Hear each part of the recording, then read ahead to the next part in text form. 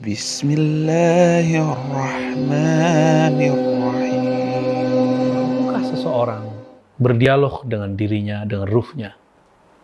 Bisakah kita seperti umat akhir zaman ini bisa berkoneksi dengan diri kita sendiri? Sebenarnya mudah. Pernahkah teman-teman sebelum keluar rumah, tiba-tiba ada firasat? Jangan berangkat dulu, dalam batin kita berbicara. Tapi kita melawan karena kita anggap itu halu. Ternyata itu bukan halu. Ketika kita lawan, di depan kita hampir tabrakan. Seandainya kita mundur agak 5 menit saja, atau 1 menit saja, kita tidak akan ditabrak atau minimal tergores. Tentu semua pernah mengalami ini. Atau keluar dari tol, keluar atau jalan di setempat, kita bingung. Ke kanan atau kiri, dua-duanya bisa sampai. Tapi kita kemudian melawan kehendak batin, kalam batin. Akhirnya kita mengikuti yang sebaliknya dari bisikan itu. Kita jalani, ternyata betul ada hambatan, walaupun ujungnya sama. Inilah akibatnya orang yang tidak mampu berkomunikasi dengan batinnya, atau dia bisa komunikasi, cuma dia tidak menghiraukannya. Dan ini bukti bahwa ada komunikasi batiniyah di dalam diri kita, yaitu komunikasi dengan ruh.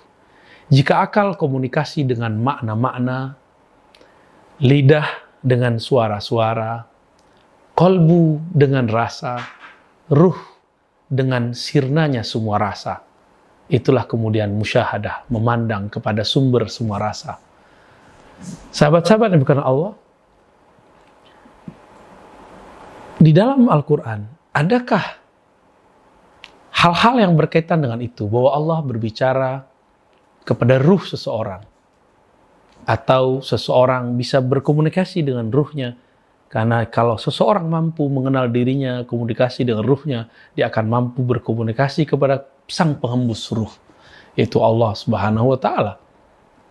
Dalam surat Al-Maidah ayat 5, surah Al-Maidah surat 5 ayat 111, itu ada kisah mengenai Hawariyun. Siapa Hawariyun? Mereka bukan Rasul. Tapi mereka membersamai seorang Rasul yang kita kenal dengan Nabi Isa alaihi salatu wassalam. Apa kata Allah? Wa iz auhaitu ilal hawariyin. Dan ingatlah ketika aku memberi wahyu kepada para Hawariyun. Apa wahyunya? An aminu bi.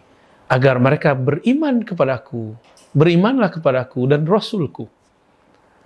Maka mereka kemudian menjawab, kami beriman kepada Engkau ya Allah, kami percaya kepada Rasulmu ya Allah. Ini adalah ayat yang menunjukkan bahwa orang-orang yang membersamai Nabiullah Isa itu juga mendapatkan wahyu dan mereka mengalami kesadaran wahyu. Betul, ada ahli tafsir mengatakan itu artinya ilham. Oke, itu tafsir. Coba lihat lafaznya, auhaitu. Aku wahyukan. Maka wahyu tidak usah diterjemahkan aneh-aneh. Katakan saja itu wahyu, kita tidak usah mentawil. Ulama kita membagi, ada 2 wahyu. Ada wahyu tasyri'i, ada wahyu pensyariatan. Ini adalah dialog Nabi dengan ruhnya. Ruhnya menerima sinyal dari Allah sang peniup ruh. Untuk apa? Untuk membawa misi, membawa hukum, untuk merubah hukum, untuk memproduksi hukum syariat. Ini biasanya diturunkan melalui wasilah Sayyidina Jibril, pemimpin para malaikat di langit sana. Itu sebabnya wahyu tasyri'i tidak turun setiap saat. Bahkan ketika Nabi mengatakan kepada seorang perempuan, datang besok bakal turun berita dari langit. Tapi ternyata tidak turun-turun. Karena wahyu tasyri'i bukan atas kehendak Nabi, tapi atas kehendak ilahi. Sebenarnya Nabi sudah melihat Al-Quran itu turun di Baitul Izzah, di langit. Cuma kenapa belum turun ke bumi? Itulah yang ditunggu-tunggu oleh Sayyidina Rasulullah Sallallahu Alaihi Wasallam. Nah, Nabi mampu berdialog untuk ranah ini. Tapi ada yang dilupakan orang, ada yang disebut wahyu nubuwah. Wahyu kenabian, yang mana inilah yang diwariskan para ulama, pewaris para nabi. Apa yang diwariskan?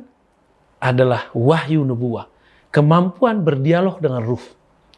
Kemampuan berdialog dengan sang peniup ruh. Dan itu terjadi detik per detik, saat per saat, menit per menit, hari per hari, bulan per bulan, tahun per tahun, tiada hentinya. Allah berkalam mengirimkan kalam-kalamnya kepada sang kekasihnya. Yang diajak berbicara tentu kekasih, orang yang dikenal.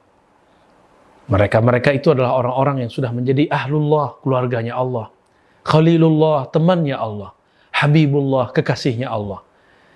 Tentu kalau kita bertemu seseorang, dia adalah teman kita, kekasih kita, sahabat, kita bercerita dengannya. Jika teman fisik, kita berbicara ke fisiknya. Jika teman hati, kita berbicara kepada hatinya. Ini adalah teman ruh. Sumber ruh satu-satunya adalah Allah Subhanahu wa Ta'ala. Dan ini yang disebut wahyu nubuwah.